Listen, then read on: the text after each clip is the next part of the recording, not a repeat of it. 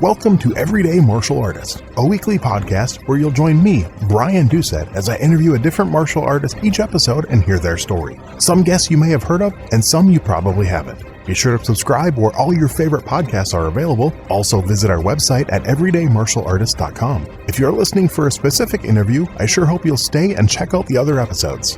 A very special thank you to Topher Williams for our custom theme music. And now, the newest episode of Everyday Martial Artist. Everyday Martial Artist is brought to you by KOOnline.com for all your martial arts needs. Sparring and safety gear, rank belts, uniforms, weapons, patches, and more. Wholesale supplies made by martial artists for martial artists. Visit us today at ko-online.com.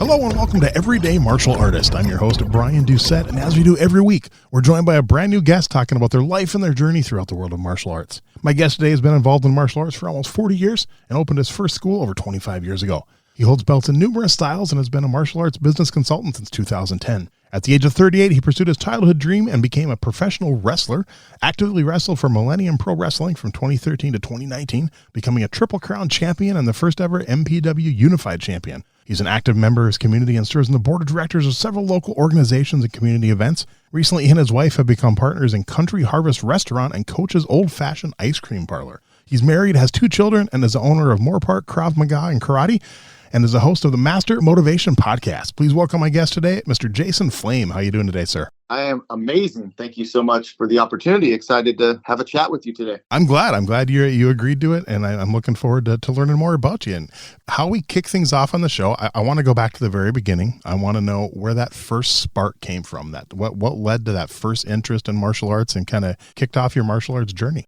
Well, I always love telling this story because, first of all, my last name is Flame, right? So you say spark. What sparked the interest in martial arts? Yep. The answer is my mom is the one that got me involved in martial arts. When my mom was a teenager, she had hoped to do martial arts, or she had asked her parents to start training in martial arts. And her parents basically said, no, only boys do martial arts. Wow. You should do something else. And so my mom made a promise to herself of some kind, saying, when I have children, I'm going to put them in martial arts. So when I was 10 years old, I started training in 1985. My mom took me to a recreation center. I don't believe that she did any research. I don't think that she did anything other than pick up the recreation guide, look for the martial arts class that was closest to us, sign me up. And I remember the first day going, being completely and totally just afraid of doing something new. That was kind of a theme in my life, is that doing something new when I was young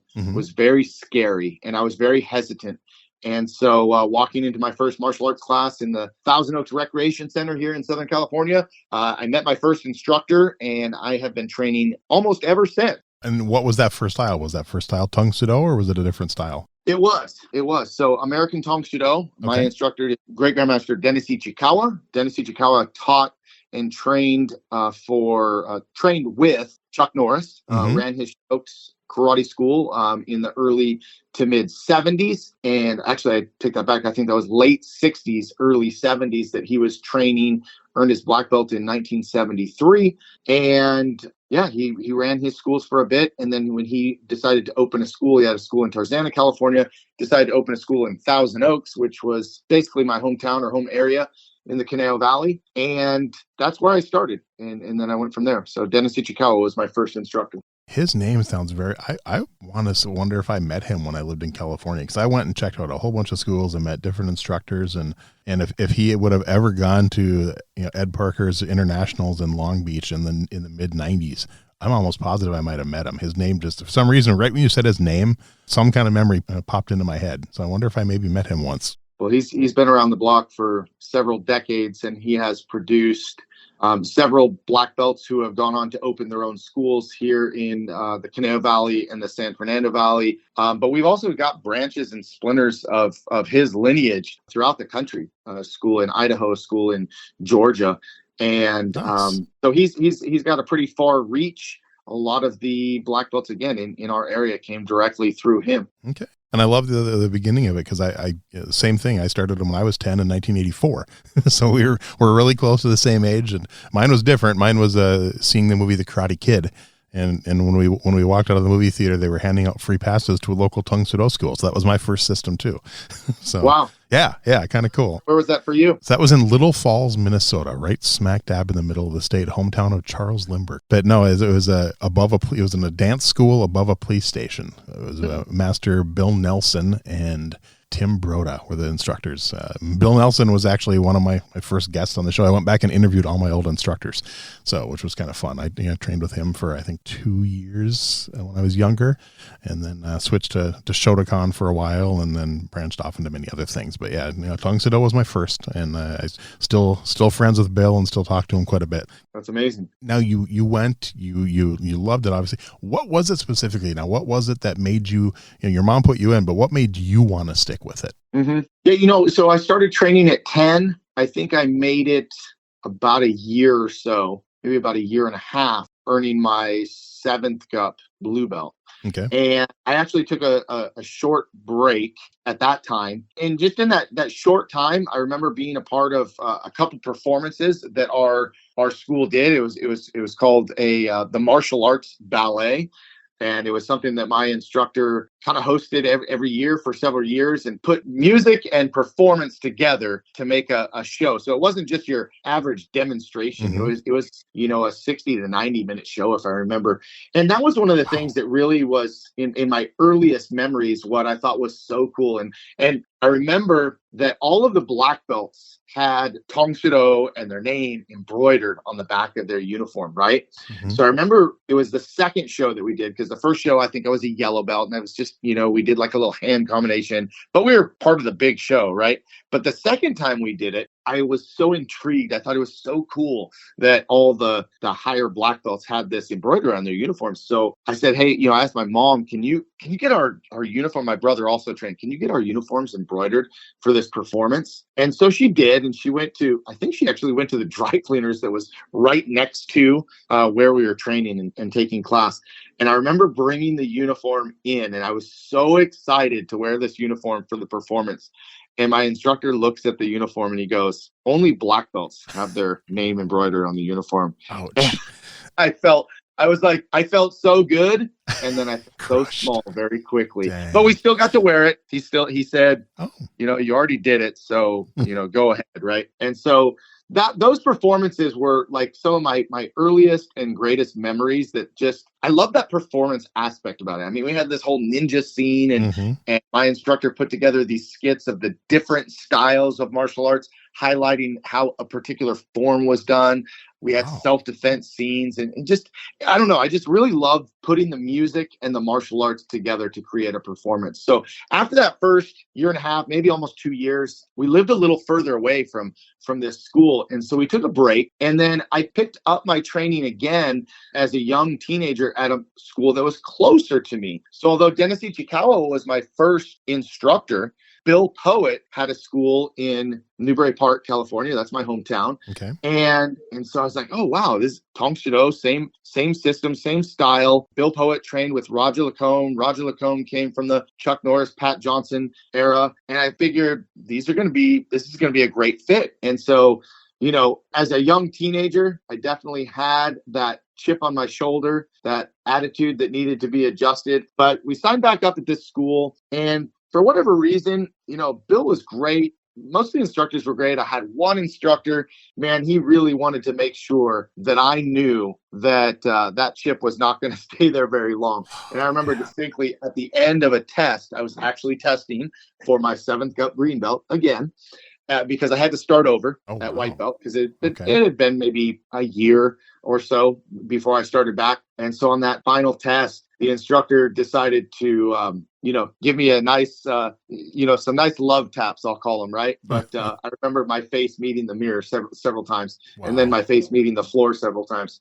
And my mom was like, we're done. We're not going here. We're going back to Mr. Ichikawa's school. And again, Bill Poet was great. It was just, he had an instructor that was working for him that, I don't know, just wanted to make sure that I knew that chip wasn't going to stay there very long.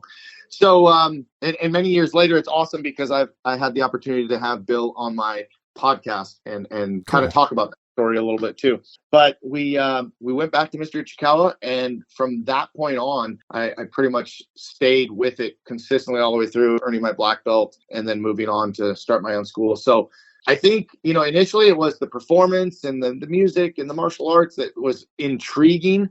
But at the same time, being part of a martial arts school for me, I had a great childhood. I had very supportive parents in everything that I did. I didn't play a lot of team sports. As a matter of fact, I don't remember playing any team sports other than 1 year of baseball when I was probably 13 or 14 years old. Okay. And I love being part of a team, even though martial arts is an individual sport based on your individual achievements and accomplishments. But it just felt like I had another family. It felt like I had people that were rooting for me. I had people that supported me. And it was exciting to go to class and to see the people that I had made friends with and become close with. And I think at the end of the day, it was the people that were part of the school that kept me coming back. Nice. So now, at any point then, did you get involved in the competition for martial arts? I did. I really enjoyed both doing forms and sparring. I did mostly regional and local tournaments. I never went to that, that higher level of going to, national tournaments, but I enjoyed competing in forms a lot. Again, it goes back to loving that performance aspect of martial arts, but I also loved sparring. And I remember pretty distinctly that my instructor was very big on, when we went to a tournament, he wanted us to do both. He wanted us to do forms. He wanted us to spar. It was never one or the other. Okay. And so, again, local tournaments, had some fun, some great memories. Never really pursued it much higher than that local level. Okay. Did you ever get into the weapons competition? Was that ever part of your tournaments? I did not. Okay. Weapons were, when we were coming up in the ranks, the only weapon that I ever learned as part of our training was the bow staff. Okay. And we learned a form by Tadashi Yamashita. He came to a convention, a seminar that we would host once a year with our organization. And we learned this bow form. And that was really the only weapon that we encountered. Much later, with the invention of XMA and all the extreme weapons, Right. that came a lot later. But weapons were really not my thing per se. Okay. And I don't remember when I started in 84, it was the system I was in was Murakwan Tang Sudo. And then at some point in, it was either late 90s, early 2000s, they actually changed it to Subak Do. Because when I interviewed Bill on my podcast, he's now teaching Subak Do.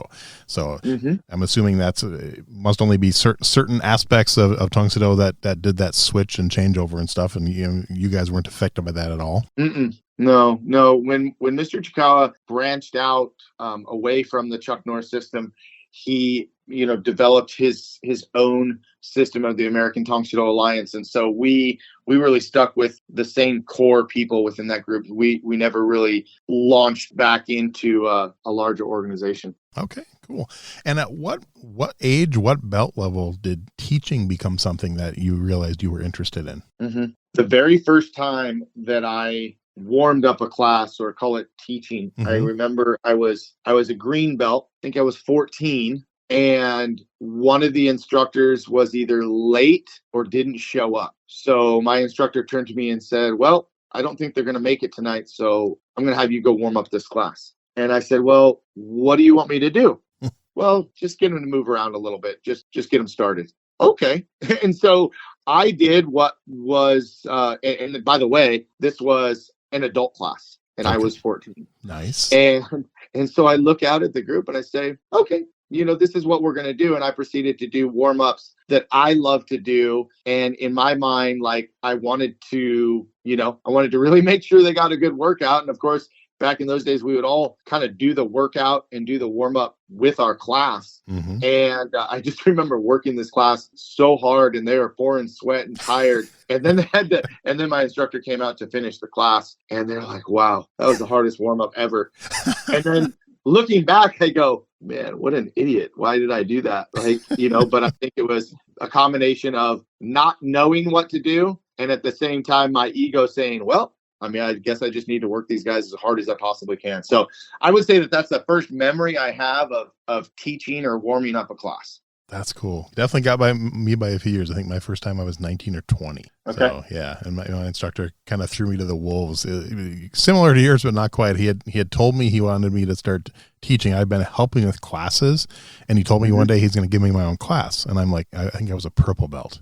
And so I figured it'd be like white belts. And I showed up on Tuesday night at 7:00 like he told me to. And I look on the floor and they're all higher ranks than me. I'm like, oh, and like, when does my class get here, sir? He's like, oh, they're out there. And he goes, Mr. Bryan's in charge. And he left. I'm like, what? Oh, boy. Yeah, threw me to the walls. But it was great. I mean, obviously, I'm assuming he talked to them beforehand.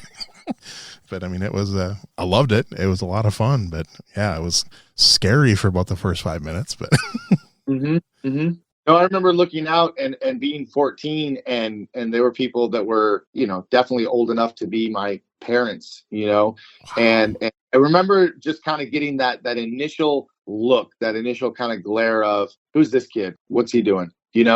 And I remember feeling a little bit, I was feeling insecure about that at the moment. But then all of a sudden, that you have to put on that instructor face or use that instructor voice or just kind of project that. And I think, I learned that night just how to overcome an insecurity and just play the part and play the role and do what I needed to do at that time. So I think it was a valuable lesson, although I didn't maybe see it right at the time. Okay. Now, think back to that first time when you first helped, 14 years old, to now. What do you think has changed the most about your teaching style over the years? Well, I think now I look more at the individual students and their needs and their wants at the same time. I think when I was teaching as a younger instructor, especially that teenager, I didn't think about that at all. I just thought I was there to do a job. I was there to focus on the physical, right? And it was mostly focusing on the physical, having the perfect punch, having the perfect kick, having the perfect stance, working them until, they were tired. But I think now what I understand a lot better, especially having my own children go through my program, learning how to understand people better, learning to communicate better. I would never ask for anybody's input or feedback on how I taught a class, right? I thought that if I taught a class, it would be the best class in the world, especially after a few times. But now I find myself asking for feedback all the time. Almost, some may think almost too much, because I'm constantly asking, what do you think of this? Or what do you think of that? Or how did this help you? Because I use that information to help me teach a better class. So at the end of the day, I think my bigger focus was on the physical aspect then, whereas now growing the individual seems to be the center of my focus. And you mentioned your kids. I'm glad you brought that up, because this is one where, depending what instructor I've talked to, it's been probably 50-50 depending which way they went. So when you first decided to get your kids involved in it, was there any part of you that were like, maybe I don't want to teach them myself? Maybe I want to, have another instructor do that. Maybe you'd be afraid you'd be either too easy on them or even too hard on them because they were their kid. Did any of that cross your mind, or kind of how did that come about? I think all of that crossed my mind at one point or another. My daughter started training first. So my daughter's older. She's 21 now. My son is 18.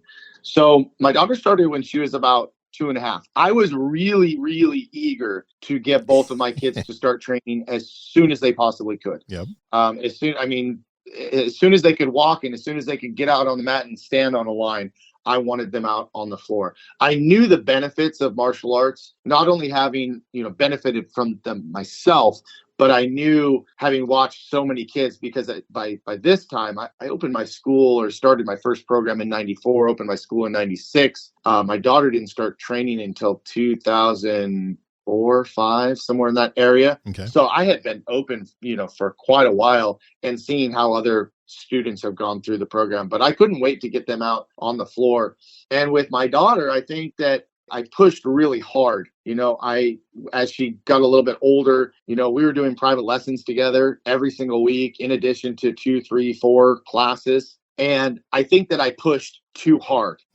When my son was born and he started training, there were times where I was like, just get out there and have fun.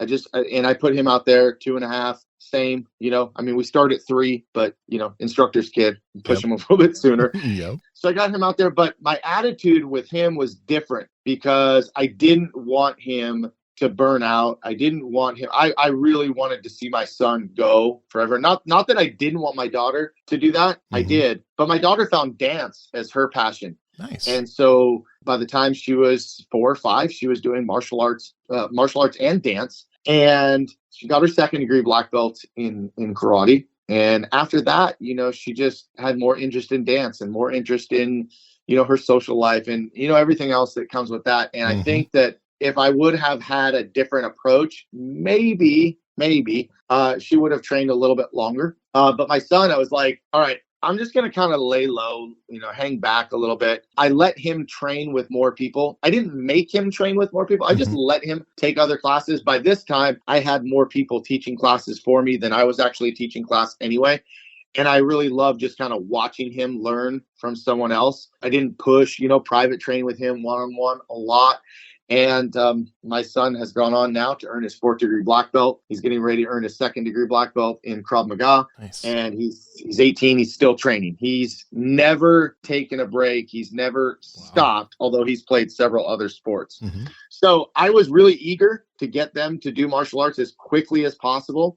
I think I pushed my daughter too hard, maybe even to the point of burnout, and pushed her away. I think I either got lucky or I hit it just right with my son to plant the seeds early, but not go too far. And he's just continued to blossom, and he'll be a better martial artist than I ever thought that I would have been. Nice. For sure. And how about your wife? Did you have to convince her to take her first lesson, or was she already interested in martial arts when you met? She was not interested in martial arts when we first met, but funny story. There was a girl that I had been dating prior to her, and they were friendly friends. And at that time, they both wanted to take class, and I said okay. And my wife, to this day, will probably still say that the only reason that she stuck it out as long as she did is because she wasn't going to let the other person win. So that was kind of a funny story. But, when I started my martial arts program at a park and rec, just like how I started in 94, my wife was on the mat with me, teaching classes, helping me collect, money for uniforms and collecting their tuition at the time. And then when we opened the first facility, she was right there running the front desk, doing all the behind the scenes. And she earned her fourth degree black belt as well over the years. She took a break when our kids were born, and then kind of in and out. And currently she's kind of dabbling in our Krav Maga program again. So it's been really neat to have her get involved. But I would say that no, she probably had zero interest in martial arts, but she had every interest of winning. And it worked out. I love it. That's great. So to back up a little bit, you mentioned this. So what led to you deciding to start your own program and open your own school? Yeah. So I had been teaching for my instructor for a couple of years. And as a matter of fact, I got an opportunity. I was hired at several of the other karate schools that were affiliated with our organization. And I just, I really love teaching. I really found that was my calling. That was my purpose. That's what I was going to do. And I knew that the school that I was at was not going to provide me with a career. I could work there as long as I wanted to. I had private lessons booked, every single day. That would kind of supplement my income with, what I was getting paid to teach. A lot of the teaching that I did early on in my career was trading for lessons. I couldn't afford lessons. So, part of the teaching and part of that whole mentorship, if you will, was built upon the fact that I couldn't even, my parents couldn't afford martial arts. I couldn't afford paying for it. So I would teach and trade. And, but, again, it led me to opportunities teaching for other schools. And I just knew that this is what I wanted to do. And at 19 years old, the only way that I knew how to start a martial arts program was how I started. I started at a rec center, and, after so many sessions, you'd get invited over to the karate school that was the flagship for that particular program. And so I said, well, I'm going to go start a park program. And I asked my instructor, Dennis Ichikawa, I asked his permission. I also at the time was teaching for Mark Cox, who's in Chatsworth, California. Yes. So Chatsworth and Thousand Oaks, if you go right between those two, is where Moorpark is. So I would pass on my way coming from Newbury Park on a 23 freeway. I would go out to Chatsworth and I would pass through Moorpark. And I didn't really know what Moorpark was all about. It's a smaller community. Keep in mind that Thousand Oaks, Newbury Park area had 120,000 probably. And then go through and Simi Valley has 120,000. Moorpark is stuck right there in the middle with, at the time, probably 30,000. Now it's at about 36,000. So it's kind of a small little town, really. But I said, well, it's not too close to Mr. Ichikawa. It's not too close to Mr. Cox. I'm not stepping on anybody's toes. They feel like I can do this. I think this is where I'm going to go. I didn't do any research on, what the median income was, how many schools. I didn't do all the research that I would probably consult a new school owner looking to open a school should do. I just said, okay, this is a good spot because it's far enough from this one and it's far enough from this one, and it doesn't have a lot of karate schools. That was really the criteria. And the rec center, Arroyo Vista Recreation Center here in Moorpark, was just being built, actually. It was finished in 1994. And I was one of the first applicants to contract instruct a class. Nice. And so I started with 1 day a week, and then I added a second day a week. And then it got to the point where I started having intermediate advanced students. Well, I say intermediate advanced, probably more intermediate level, but getting there because I had some transplants from some of the other schools that used to go to Thousand Oaks, but they live in Moorpark. So they would kind of find out where I was. And before I knew it, I was teaching there 4 days a week. And the park's like, look, we can't continue to give you this space to teach all of your classes. We're going to have to cut down on the number of classes that you offer. And I said, well, I have enough students to where if they were all paying X dollars a month, I could probably afford to open a karate school. And so I looked for an industrial warehouse because it was the cheapest thing out there. Yep. I had 2,000 square feet. I think the rent was either $1,000 or $1,200. One of our students was a commercial real estate agent, helped me find it, helped me, do the whole deal. I think I had to pay first month and last month. I don't even know where I got that money. I didn't borrow it. I never had to take out a loan, but I think that's about the amount of money that I had in my bank account because I had just done a tournament to, raise money to open the school. I invited all the schools in the area to have a tournament, and I took that money. That was the seed money to open the school. And I really had no idea what the heck I was doing. I had no business experience other than teaching martial arts at the other schools. I had no sales experience to speak of. I mean, I had signed people up and, done trial memberships and sat in the office and pitched them, but nothing real, like, real professional on any level. And I had a hope, I had a dream, I had a passion, and I had no backup plan. I'm just like, this is what I'm going to do. That's awesome. And then at what point did Krav Maga come into your life and you decided to add that in? Yeah, so the original name of our school was Tongsudo University. That idea came from an instructor of mine. His name is Brian Nan. He was the instructor that was pretty instrumental in me getting prepared for my black belt. He was my private instructor all throughout my red belt ranks. And I spent a lot of time with him, and time training, but also time just kind of talking about, hey, what do you want to do with your life? What do you, do you like teaching, all this stuff? And he had the idea that he was going to open a school and he was going to call it Tongsudo University. And he was going to name me his head instructor. And he had all these plans of, how we were going to grow this and open multiple schools, all this different stuff. And I was like, wow, that's super awesome. I would love that. But that never actually came into play. But the name that he came up with, Tongsudo University, stuck with me. So when I opened my school, that's what I called it, Tongsudo University. We taught Tongsudo, of course, and I thought it just sounded professional. I thought it sounded strong to be a university. So I used that name, and it probably wasn't until 7 years ago. I was first introduced to Krav Maga 20 years ago. Okay. My instructor, Mr. Cox, had been training in Krav Maga, but I didn't really have any interest in adding that to my program at the time. I did a lot of Japanese jiu-jitsu. I earned my black belt in Ketsugo jiu-jitsu, nice. Which is more, again, a Japanese style versus the Brazilian jiu-jitsu.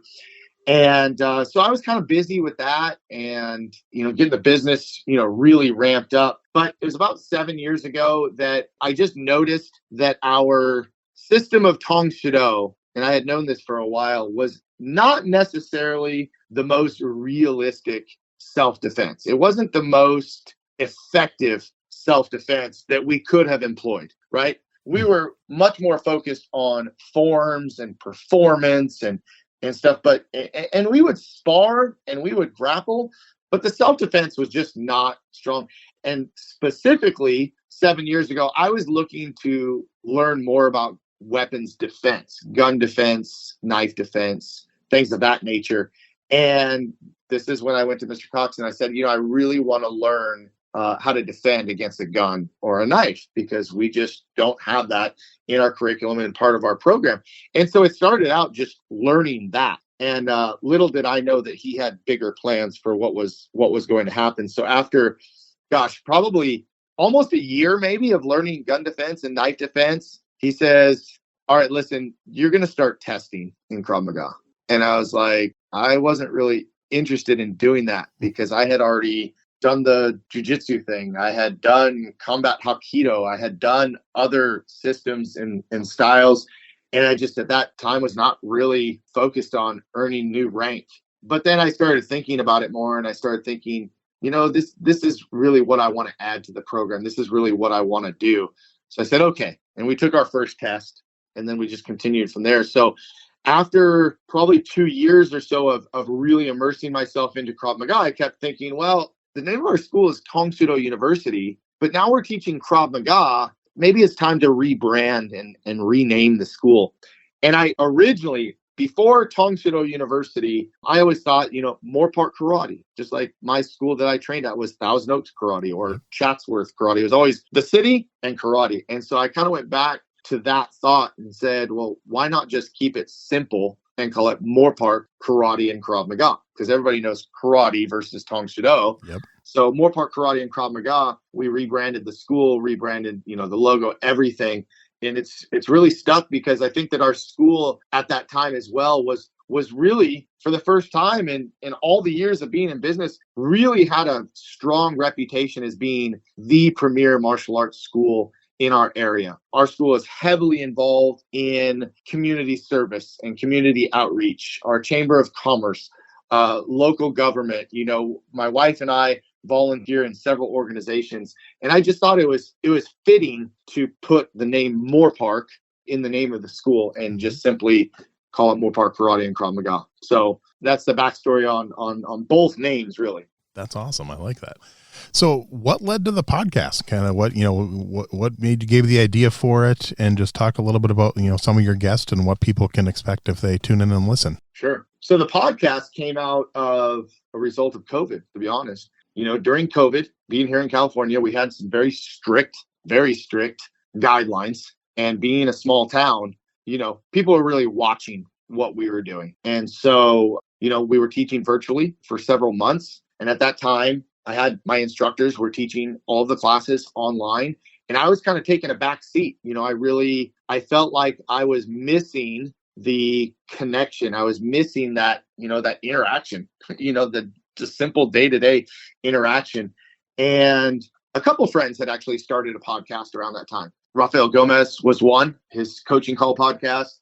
Mark Cox had his podcast. Now it's Real Talk with Mark Cox. Mm-hmm. And I was watching these podcasts, and I'm like, man, this is a super cool idea. If I can jump online and talk to martial artists about their experience of, how they started their school and what were their struggles. And during that time, talking about COVID was real easy. What are your challenges of martial arts? Well, not teaching in person. How have you been able to pivot? All these things, but, really, really getting down to it. And that's really how it was born. And it's really morphed and changed, because my initial thought was, I have a ton of influence from the martial arts industry, and I wanted to highlight and talk with some of the leaders in our industry just to share information. And then it spawned into being introduced to speakers, authors, athletes, comedians, coaches of all different industries. And so, although the majority of my guests are martial arts instructors or coaches or leaders, it's really spread out quite a bit. So I've been very fortunate to have 187 guests so far. Wow. With my entire year still booked out every Monday and Wednesday. Now currently adding on a few Fridays here and there. And I just keep looking down the list. I'm like, man, this is pretty amazing, to have these conversations. And I, selfishly, I have learned how to, really, really embrace, everybody's information as my own personal coach for the day, my own personal consultant. Sometimes it's a spiritual lesson. Sometimes it's how to teach a better class, sometimes how to run a better business. But I really look at every call as an opportunity to learn and to grow and to share information. That's cool. Yeah. And I noticed a few that of my future guy, like John Hackelman. I know he's been one I've crazy schedule. So I've been trying to get him scheduled for a while. I talked to him about a year ago. I still haven't been able to get him scheduled, but he's one I've wanted to talk to. And same with Ernie Reyes Jr. He had said yes, and then he ended up having his health issues. So still hoping to get him on the show. He'd be a blast to talk to. But it's cool just looking through your list and stuff, and I love it. There's definitely enough room for many more martial arts podcasts and doing their things, and I will definitely put a link out there for it when the show comes out. But congrats on that. It's fun to do, and like you said, just looking at the list. I mean, I'm at 123, I think, and just looking at some of the people I've talked to, same thing. I'm like, I can't believe they said yes. Well, there were definitely a few where, in the beginning, I reached out to that immediate first connection, people that I already knew, already had a relationship. Yep. Those were easy. And then, some days I would just kind of get brave and just reach out to, someone that I didn't know, but had heard a lot about, or someone that we're not very close, but we've had conversation, and, most of the martial artists that I've reached out to have been very receptive and very, just kind of excited. I think we all like to share our story about martial arts, how we got started, our training, our lineage. It's just one of the things that's so fascinating about martial arts in general. But, now I have people where I have a guest on the show and they say, hey, I know someone that would be just an amazing, and then the connections that have come from that have been, pretty neat as well, because now I'm actually meeting new people that I've never met before, never even heard about, but have an amazing story. And I truly think that, any person has a story that could benefit someone else. So if someone's listening to one of my podcasts, and of course, each episode like yours is about an hour long. If you listen to the whole interview, you're going to learn something, or you're going to relate somewhere. There's going to be some reassurance, right? Yep. And I think that that really resonates with people. Agreed. And like you said, the referrals, I think I have one guest that is probably through one connection or another has sent me probably 20 guests.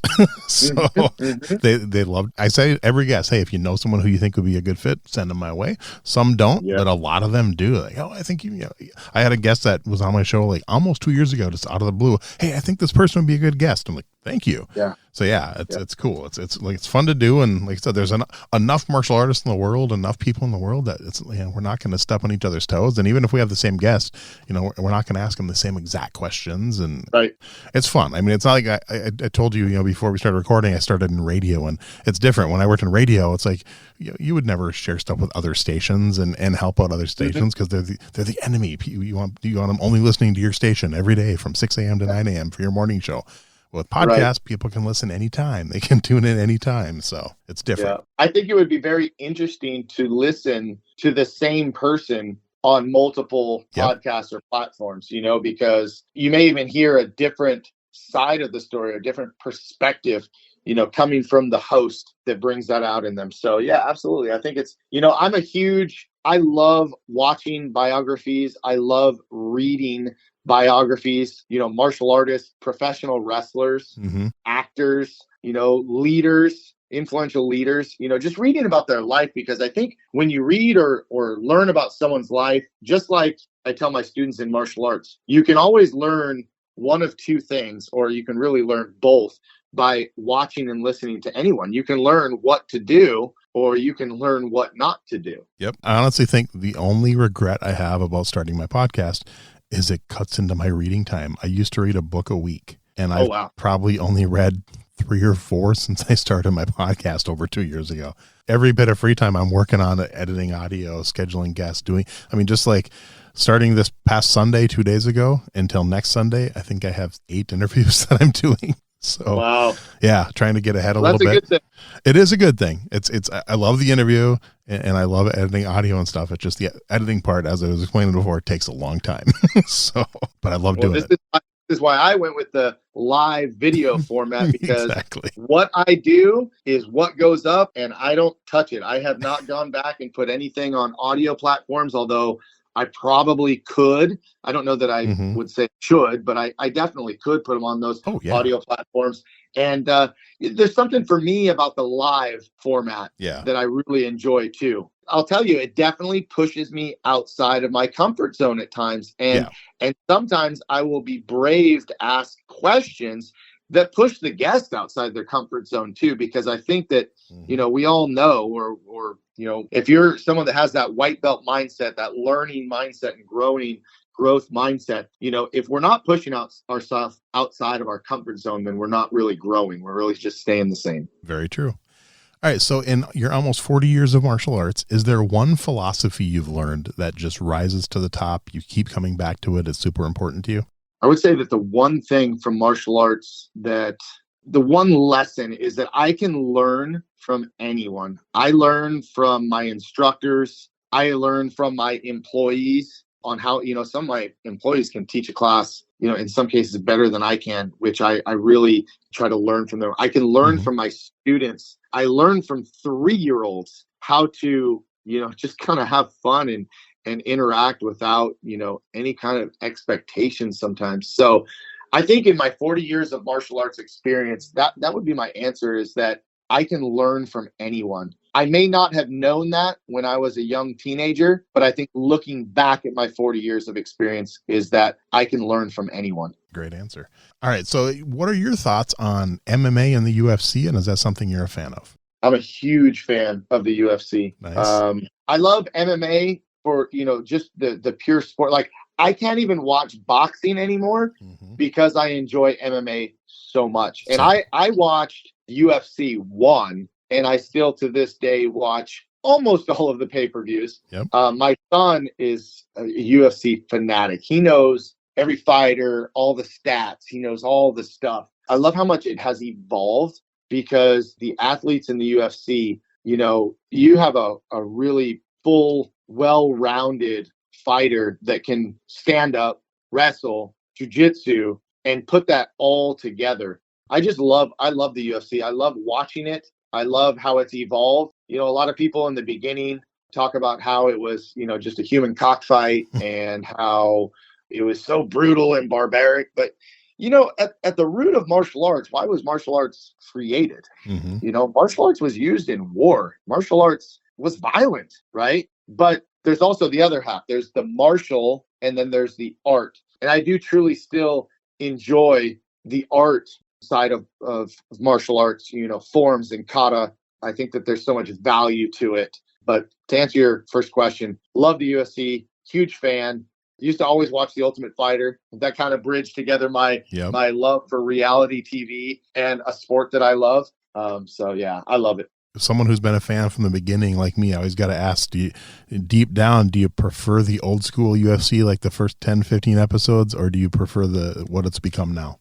I don't know that I can say that I prefer one or over the other, because looking back, the early years were tough man contests. Yep. It was just literally a tough man contest with, no gloves, and it was really focused on pitting one style against the other. It was always judo against the kickboxer, taekwondo against, right? Yeah. And, but I can appreciate how much the athletes have evolved, and the, professional aspect to it, the performance aspect. Again, remember, I'm a huge professional wrestling fan. Right. And having spent, almost 10 years of my life as a professional wrestler, I can appreciate that part of how, the UFC has definitely taken some notes from WWE. Yeah. So do you have a good local MMA scene? Do you have local fights and stuff, or how far do you got to travel to see local stuff? There's not a lot locally. Okay. I'm in the Ventura County area. Yep. Boss Rutan has a school in Westlake Village, which is not too far from us. Mm-hmm. Of course, his involvement with karate combat. Yep. And there is the House of Champions out in the San Fernando Valley that put out a ton of good fighters. That school stemmed out of the original Jet Center, students of Benny the Jet. Yep. I just don't hear about a lot of quote unquote smoker fights out there. There's not really a major MMA scene, at least in the Ventura County area, that I'm aware of. Lots of MMA gyms, Mm-hmm. people that say they teach MMA, right? I mean, because I think MMA has become a very cliche term in some sort, right? Because if I take karate and Krav Maga or Tong Soo Do and Krav Maga and add in a little Brazilian Jiu-Jitsu or some weapons, is my school truly an MMA school? Is it a mixed martial art? Well, I mean, I guess by that term, like I mixed different martial arts together, but am I a fighter school? I'm going to say no, because I don't have students that I'm training to go to the UFC or any, lower level. But so, sometimes I think that's a little misunderstood, or that term MMA just kind of gets thrown around, what style of martial arts? That used to be the question. What style of martial arts do you teach? And kind of a hard question to answer in most schools now, because we all have our base, but then I think we've all mixed our martial arts to make a better system. But not a lot of, professional. Okay. There is a UFC gym that's in Oxnard, not too far from us. Okay. But can't really think of anything else. Good. All right. So I got a few fun questions to wrap it up. Here we go. Now this one, it doesn't have to be 4. I've had as few as 2 and as many as 8. So is whatever you want to put on there. But who would you put on your personal Mount Rushmore of martial arts? Oh man, someone just asked me this about professional wrestling literally today. Nice. Okay, my Mount Rushmore of martial artists. Well, Chuck Norris is definitely going to go up there. Nice. Bruce Lee has got to go up there. Mm-hmm. Jun Rhee has got to go up there. Very cool. Joe Louis. Nice. Is going to go up there. Bill Wallace. Very cool. Man, I'm going to feel so bad if I forget someone that's like totally obvious, but like those are jumping out of my head. And I might leave it there, but that's a good Mount Rushmore. It's a really good Mount Rushmore. I'm going to kick myself later and say, I wish I would have said him. That's all good. All right. How about a favorite martial arts book? Favorite martial arts book? I've read so many books on Tong Soo Do regarding like the origins of forms and step-by-step instruction. I've read several Chuck Norris books that I really enjoy. I don't know that I have one book that's jumping out of my head that's martial arts. I will say, I remember this wasn't a book, but this was a binder. Mm-hmm. The very first thing that I read about martial arts business was How to Make $100,000 a Year Teaching Martial Arts by Andrew Wood. Nice. I remember that pretty distinctly. Well, you said you love like reading biographies. Is there a really good martial arts biography you've read that stands out? I've read about Ken Shamrock, again, Chuck Norris, yep. Bruce Lee's series of books. Have you read Benny the Jets yet and his biography? I have not. Oh, I highly recommend another it. book out there is Dave Kovar has written a couple books that I really enjoy. Yep. So yeah. Okay, that's good ones. All right, this one I'm hoping you have an answer for. You're around my age, so I think you will. Favorite martial arts video game?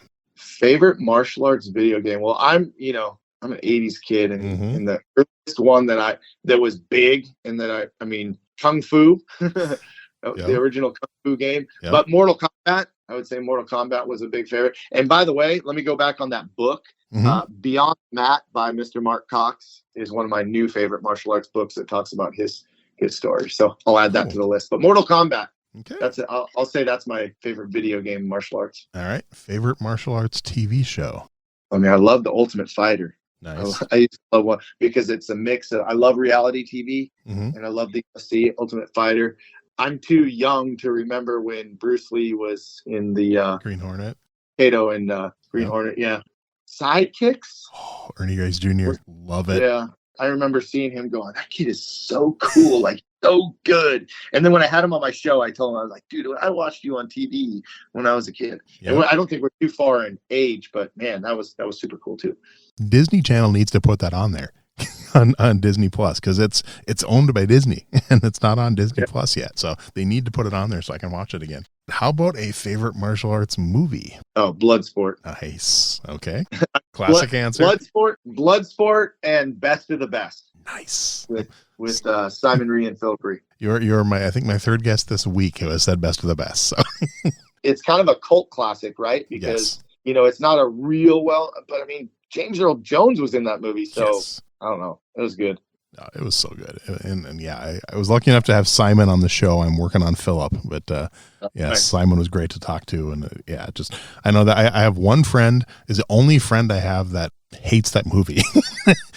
And I just have to give him crap every time we talk. I'm like, how do you not like Best of the Best? So yeah. So good. I know. So, fun fact, Edon Gross, who was Eric Roberts' son in that movie. Yes. Edon Gross is one of a black belt in Mr. Ichikawa's system and with Mr. Cox. Yeah, I've actually tried reaching out to him to get him on the show. As of now, no response. But fingers crossed, he'd be fun to talk to. Yeah, absolutely. And he did. I think he did some voice of Chucky too. Yes, I believe so. All right, final question. This one does not have to be a martial arts movie, but it can be. It's up to you. Just a favorite movie fight scene. Ooh, favorite movie fight scene? Yep. And I've had people go from Star Wars to Marvel to The Princess Bride to Enter the Dragon. Anything goes. Oh, man. See, when you throw out favorite movie, my mind immediately goes to The Godfather and Goodfellas. But when you say favorite movie fight scene, maybe I have to go back to, the Best of the Best, because that fight scene, when Simon and Philip Rhee go back and forth, that was so super. I mean, just amazingly choreographed. They obviously have, really good chemistry. Right. And it was so emotional. It's such an emotional end. Yeah, that might be. I mean, that's what's coming to my mind right now. Of course, I'm going to listen to this whole interview later. I'm going to listen to it. And I'm like, why didn't I say that? Or why didn't I say this one? But that's what's on my mind right now. Hey, that's what we'll go with. I like it. Well, before I let you go, anything that maybe we didn't cover or that you want to make sure we mention, before we wrap it up? No, I appreciate the opportunity. Really love being on the show and just talking about, martial arts. Maybe we do a part 2 and talk about professional wrestling another time. But that was a huge part of my life for a long time. But no, I enjoyed it. It's fun when you get me thinking of answers to questions versus me asking someone else the questions. But that's right. I would love for everybody to go check out the Master Motivation podcast on YouTube. Cool. Like I said, I'll put a link out there for that and your school, and hopefully get you some new listeners, maybe some people to pop in and take some classes too. But I truly appreciate your time and can't wait to get the episode out. All right. Well, thank you for your time, and thanks for all you do. Keep doing a great job. Thanks for listening to Everyday Martial Artist. We hope you will join us every week for a brand new episode with a different martial artist telling their story. If you enjoy the show, be sure to leave us a review. Also, be sure to check out our website at everydaymartialartist.com. There you can find all of our episodes and contact us to suggest guests and ask questions. Again, thanks for listening to Everyday Martial Artist, and we'll see you next week.